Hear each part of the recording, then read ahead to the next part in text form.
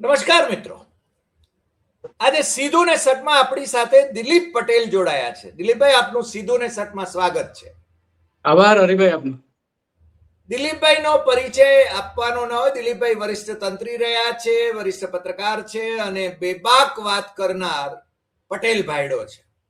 સાચી વાત, ટકોરાબંધ વાત એ કરે છે અને કેટલાક લોકોને એ તકલીફ થાય એવું પણ બને, પણ સાચી વાત હોય તો એ કહેવી પડે એવું આપણે માનીએ છીએ અને આપણી ચેનલ ઉપર પણ એ રીતે વાત કરવા માટે આપણે કટિબદ્ધ છીએ. એટલે દિલીપભાઈ, આપની સાથે આજે જે વાત કરવી છે એ ગુજરાતની સ્થાનિક સ્વરાજની ચૂંટણીઓ એના સંદર્ભમાં આપણે વાત કરવી છે. અને એ ચૂંટણીઓની અંદર જે ઉમેદવારો અત્યારે જાહેર થઈ ચૂક્યા છે, જાહેર થવાના છે, કેટલા ક્યારે શું એ હવે તમે જાણો છો કે એમાં ખેલ બહુ ચાલી રહ્યા છે. ભારતીય જનતા પાર્ટીમાંથી કોઈક બેન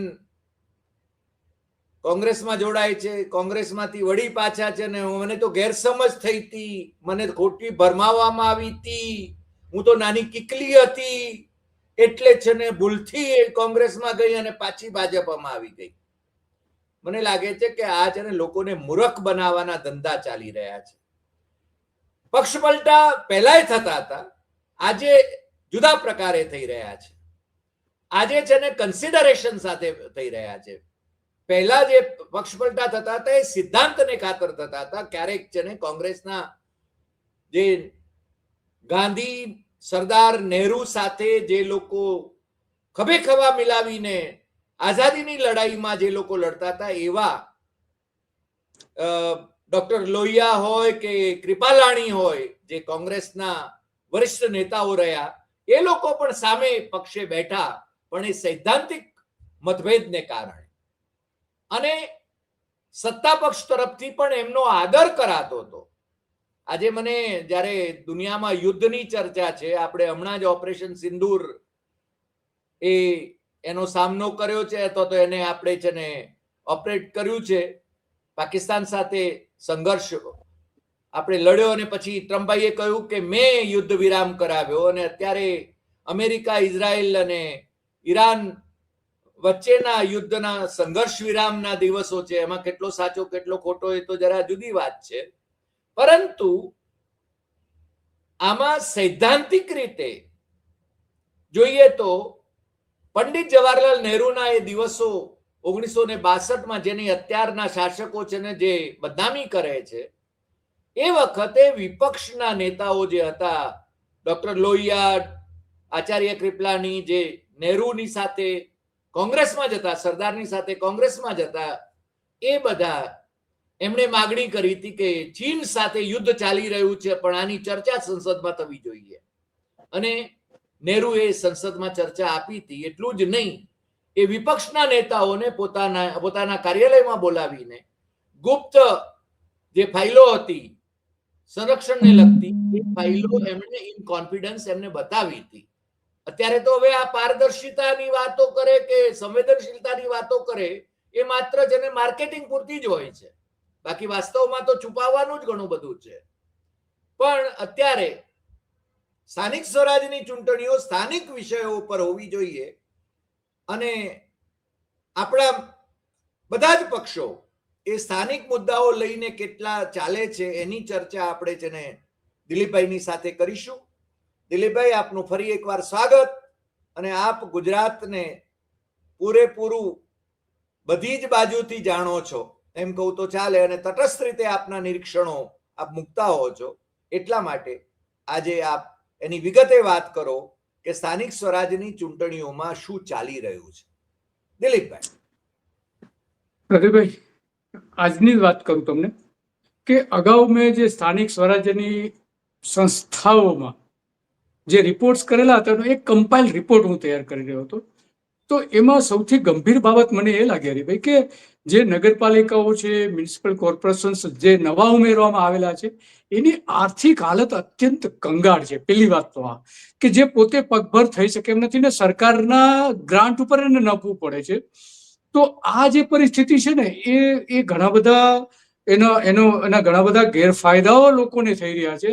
ટેક્સ ઉઘરાવે છે, બધું જ થાય છે, પણ જે ખરેખર પૈસા ફળવાય છે એના 30-40% જ માંડ વપરાય છે.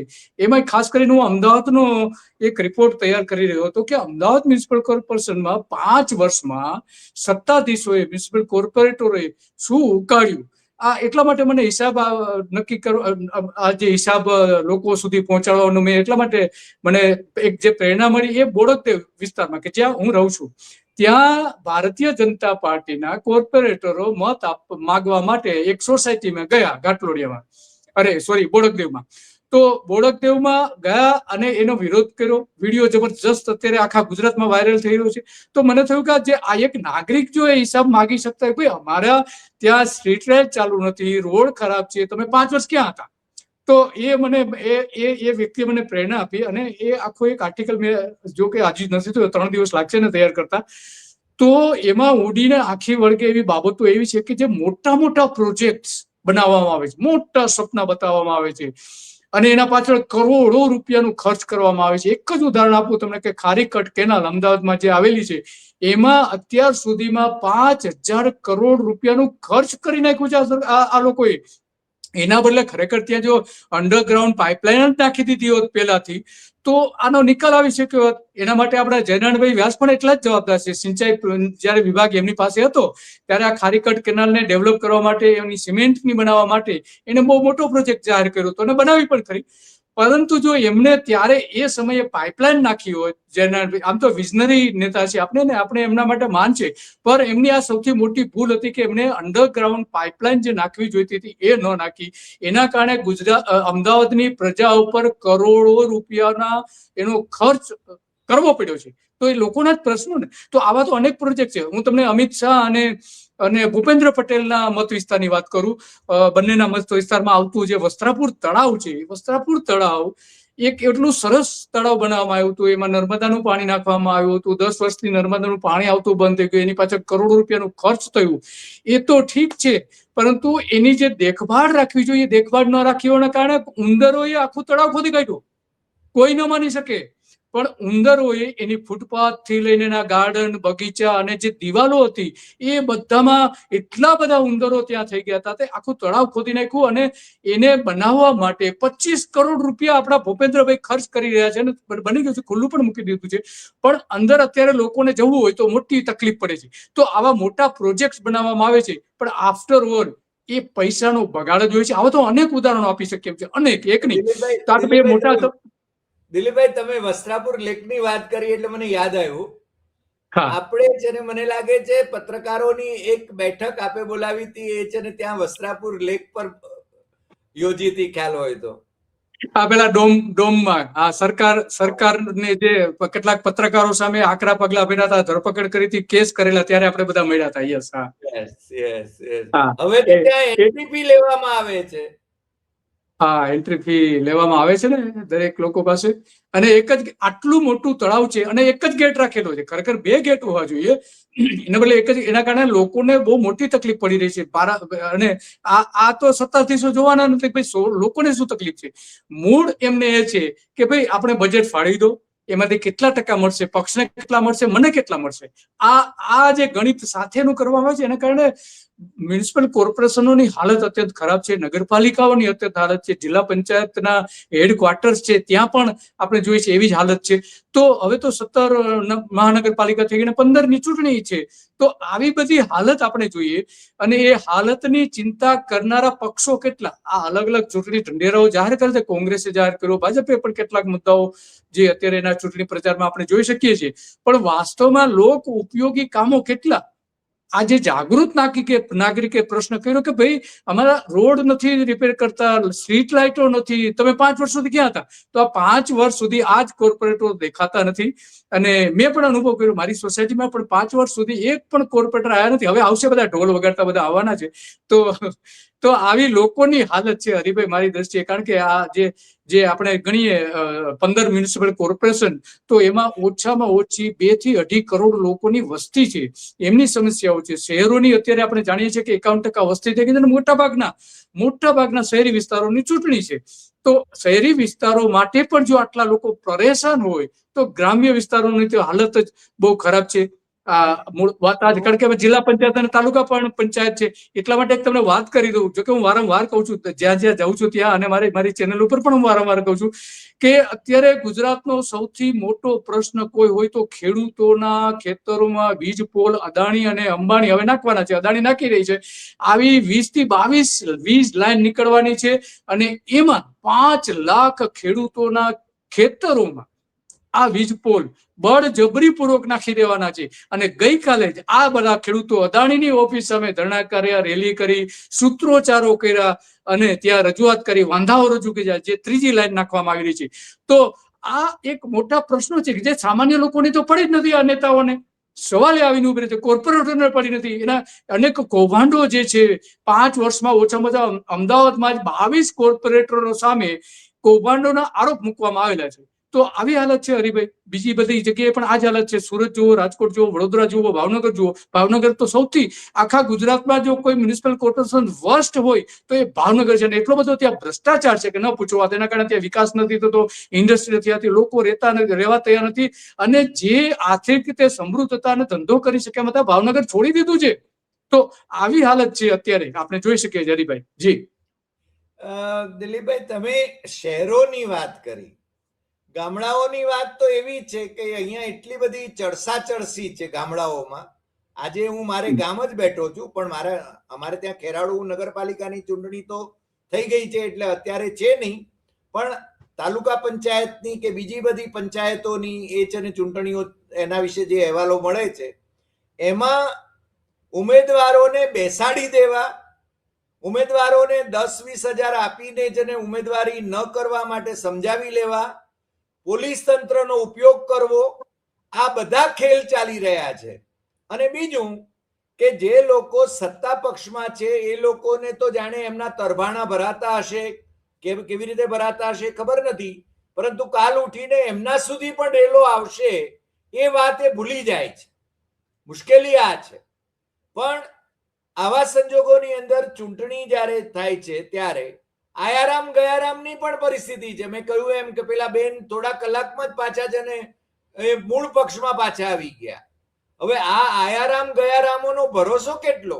આ તો ભારતીય જનતા પાર્ટીમાંથી કોંગ્રેસમાં ગયા, કોંગ્રેસમાંથી ભાજપમાં પાછા આવ્યા. અને બીજું, હમણાં પ્રદેશ કોંગ્રેસ પ્રમુખ અમિત ચાવડાએ જે યાત્રાઓ કાઢી એમાં સંખ્યાબંધ ભારતીય જનતા પાર્ટીના લોકો કે આમ આદમી પાર્ટીના લોકો એ કોંગ્રેસમાં જોડાયા. એ કોંગ્રેસમાં રહેશે જ એવી ખાતરી શું? વાત તો સાચી છે. અત્યારે આ જે રાજકીય નેતાઓ ઉપર અત્યારે બિલકુલ ભરોસો મૂકી શકાય એમ નથી. અનેક આપણા ઉદાહરણો આપી શકીએ. હમણાં જે થયું, આપણે સુરેન્દ્રનગરના જે આમ આદમી પાર્ટીના નેતા, ખેડૂત નેતા હતા, એને આમ આદમી પાર્ટીમાં આટલું સરસ એને પ્લેટફોર્મ મળ્યું, એ સૌથી વધારે હાઇલાઇટ થયા, એના કારણે નેતા બન્યા, એના કારણે જે આંદોલનો થયા, અને એમાં આખા ગુજરાતમાં જે પ્રખ્યાત થયા, તો ફાયદો અપાવવા માટે તો ભાજપમાં જતા રહ્યા. તો આમાં ખેડૂતો ક્યાં રહ્યા, સામાન્ય લોકો ક્યાં રહ્યા? ખેડૂત નેતા કે છે પણ ખેડૂતો સાથે તો દગો કર્યો છે એમણે. તો આ પ્રકારનું આપણે જોઈએ છીએ કે દરેક જગ્યાએ થઈ રહ્યું છે, એક જગ્યાએ નહીં. આયારામ ગયારામની તમે વાત કરી છે, તો હમણાં આજે 4 ઘટનાઓ એવી બની કે પક્ષમાં ગયા અને પછી તરત જ થોડા કલાકો અથવા તો 2-4 દિવસમાં પાછા જે મૂળ પક્ષ હતો એમાં જતા રહ્યા. તો આના ઉપર બિલકુલ કોઈ ભરોસો રાખી શકાય નહીં. આવા અનેક ઉદાહરણો આપણે આપી શકીએ એમ છે. સૌથી મોટું જો પક્ષાંતરનું ઉદાહરણ આપવું હોય તો અર્જુન મોઢવાડિયા છે, કે જેમણે કોઈ વિચારધારાના કારણે ભાજપમાં નથી જોડ્યા. ભાજપની વિચારધારા તો એ સખ્ત વિરોધી હતા. પેલા જે તમે વાત કરી કે ગુજરાતનો એક ભવ્ય ઇતિહાસ હતો કે પક્ષાંતર થતું હતું, પણ વિચારધારાઓના કારણે થતું હતું. પણ અત્યારે તો આ સત્તાના કારણે થયું હતું. અર્જુન મોઢવાડિયા એક સમયે કે જે આજ સરકારને અનેક કૌભાંડો જાહેર કર્યા હતા, એની નીતિઓની ટીકા કરી હતી, કઈ રીતે નીતિઓ ખોટી છે એ બધી જ વાત કરી હતી. પણ આખરે તો મોદી શાહને બિલ્લા રંગા કહ્યા હતા. રંગાબિલા તરીકે જ ઓળખતા હતા. કહ્યા હતા. હા. અને એ જે જવાથી ગુજરાતને સૌથી મોટી ખોટ પડી છે. આ સૌથી મોટામાં મોટું ઉદાહરણ છે. આવા તો અનેક ઉદાહરણ આપણે. હાર્દિક પટેલ છે. હાર્દિક પટેલે પણ જે એના જે સમાજની જે એને વાત કરી હતી એની સાથે પણ દ્રોહ કર્યો. એનો ઉપયોગ કરી, નામ ઉપયોગ કરી. આજે વિરંગાની જે સરહદો છે એની બહાર નીકળી શકતા નથી, એની બહાર બોલી શકતા નથી. તો અલ્પેશ ઠાકોર પણ એવું જ છે. તો આવા જે નેતાઓ જે છે એના પર બિલકુલ કોઈ ભરોસો હવે લોકો મૂકતા નથી, કે જે પ્રખ્યાત નેતાઓ જેના પર લોકોએ ભરોસો મૂક્યો હતો એ તૂટી રહ્યો છે. અને ભારતીય જનતા પાર્ટી એનો સૌથી મોટો ફાયદો ઉઠાવી રહી છે. લોકોના મનમાં એક એવી ઇમેજ ઉભી કરી રહી છે કે આ તમે મોટા કરેલા નેતાઓ ઉપર તમે જે ભરોસો મૂક્યો તે તો અમારી સાથે આવી ગયા છે, તો હવે તમે જેને મત આપવાના છો એ અમારી સાથે નહીં આવે એની શી ખાતરી. આના કારણે હું તો માનું છું કે 25% મત ભાજપને મળી રહ્યા છે, કે એને એવું થાય છે કે બીજા પક્ષને આપશું તો ભાજપમાં જ જતા રહે, એને કરતા ભાજપને જ આપી દો ને, કે કહેવાય તો ખરા કે અમે તમને ચૂંટ્યા હતા. તો આ અત્યારે ગુજરાતની જે ખરાબમાં ખરાબ રાજકીય રાજ રમત રમવામાં આવી રહી છે એ આ પક્ષાંતરની જે છે, અને એમાં CR પાટીલના સમયમાં સૌથી વધારે પક્ષાંતર થયું, સૌથી વધારે આયારામ ગયારામની નીતિ અપનાવવામાં આવી, અને એના કારણે ગુજરાતને બહુ મોટું નુકસાન થયું છે. સત્તા ટકાવી રાખવા માટે ભાજપ એવું કહે છે કે અમે લોકપ્રિય છે, નરેન્દ્ર મોદી એવું કહે છે કે હું એટલે પોતે નથી કહેતા, લોકો પાસે કેવડાવે છે કે હું લોકપ્રિય છું, પરંતુ ગુજરાતમાં જો એ લોકપ્રિય હોય તો આટલા મોટા પ્રમાણમાં પક્ષાંતર શા માટે કરાવે છે, સવાલ એ આવીને ઉભો રહે છે. આ બધી બાબતો જે છે, હવે તો કેટલાક લોકો કહે છે કે જ્યાં નરેન્દ્ર મોદી હમણાં વાવમાં જે નિષ્ફળ સભા કરીને ગયા, તો ત્યાં પણ જે એકમાત્ર નેતા ચૂંટીને દિલ્હીમાં જે છે બેઠા છે એ પણ પક્ષાંતર કરશે એવી વાત આવી રહી છે. તો આવી બધી બાબતો જે નામ હરિભાઈ પાડીને જ જોવા, વાત કરો ને, ગેનીબેન ઠાકોરની વાત કર્યો.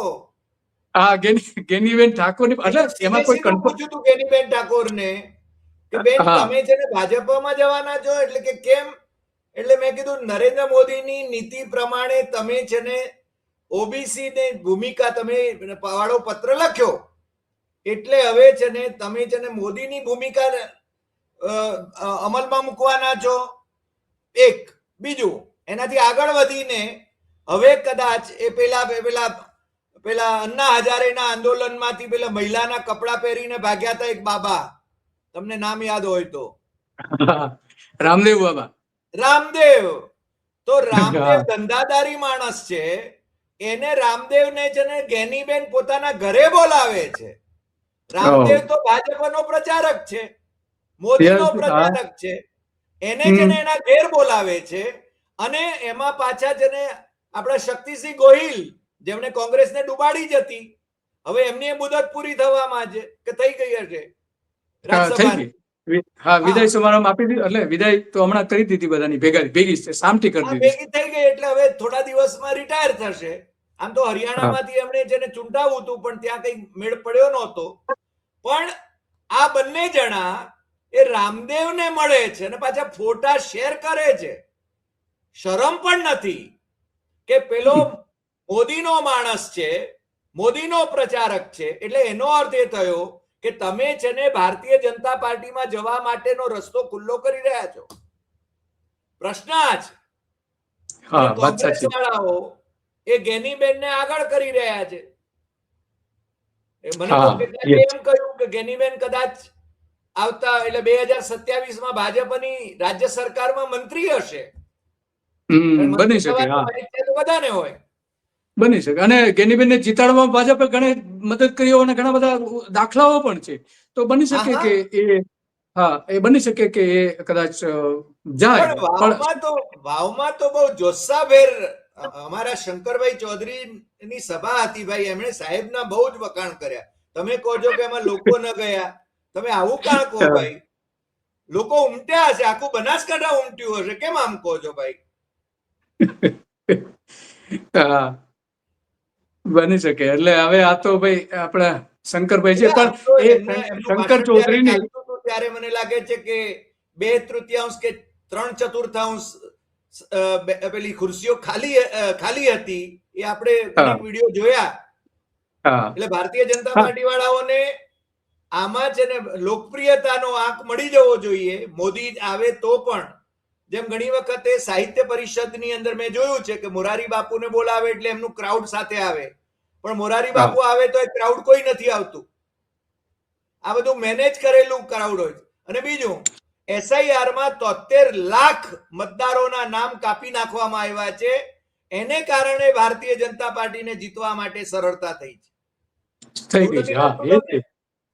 હા, 100% હું એની સાથે સહમત છું હરિભાઈ, કે જે મત જે કાપવામાં આવ્યા છે એ સીધો કે જે એમને ખબર છે દરેક બૂથમાં કેટલા મત ભાજપને મળ્યા છે ને કેટલા કોંગ્રેસને મળ્યા છે, એટલે બૂથમાં મતદાન કેટલું થયું છે એ નક્કી થાય છે. પણ એ બૂથમાં એ પ્રમાણે નક્કી કર્યું કે ભાઈ કયા બૂથમાં કેટલા મત કાપવાના છે, તો એ પ્રમાણે કાપી જ નાખ્યા છે, એમાં કોઈ સવાલ નથી. જ્યાં ભાજપને ઓછા મત મળ્યા છે ત્યાં દરેક જગ્યાએ આવું જોવા મળી રહ્યું છે, અને આ લોકશાહી માટે બહુ ખતરનાક છે. ગુજરાતના લોકો એને ભોગવવું પડશે. આ જે બધી અત્યારે પ્રક્રિયા જે તમે વાત કરી SIR ની, તો એમાં અને આ તો જો કે જૂની પ્રેક્ટિસ છે. આનંદીબેન પટેલે જ શરૂઆત કરી હતી જયારે ચૂંટણી અમદાવાદ મ્યુનિસિપલ કોર્પોરેશનની ચૂંટણી હતી આજથી 10 વર્ષ પહેલા, ત્યારે 1,25,000 મત આનંદીબેને રાતોરાત કાપી કાઢેલા હતા. લાલ શેરો મારીને બધા રિજેક્ટ કરી દેવામાં આવ્યા હતા, ડિલીટ કરી દેવામાં આવ્યા હતા, આવું બધું કર્યું હતું. તો આ જૂની પ્રેક્ટિસ છે. એમાં આ વખતે સૌથી વધારો એટલા માટે કરવો પડે કે હવે નરેન્દ્ર મોદીની લોકપ્રિયતા રહી નથી.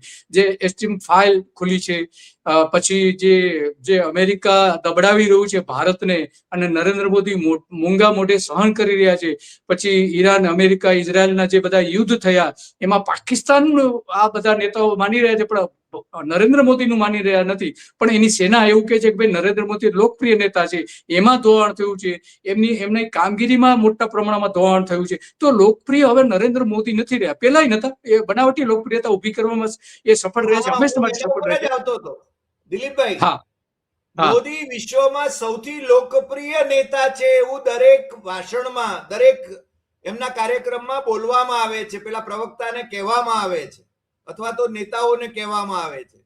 મને લાગે છે આપણા દર્શકો તો જાણે છે, અમેરિકાની પેલી કંપની એ છે ને ભારતમાંથી 500 નું સેમ્પલ લઈ, 500 થી 5,000 નું, 140 કરોડની જનતામાંથી 500 નું કે 5,000 નું સેમ્પલ લઈ અને એમને પૂછે કે મોદી લોકપ્રિય છે તમારે ત્યાં, તો પહેલા તો 76% કે 78% લોકપ્રિય કહેતા હતા. હવે તો પાછું 68% ઉપર કેમ કઈ આવ્યું છે.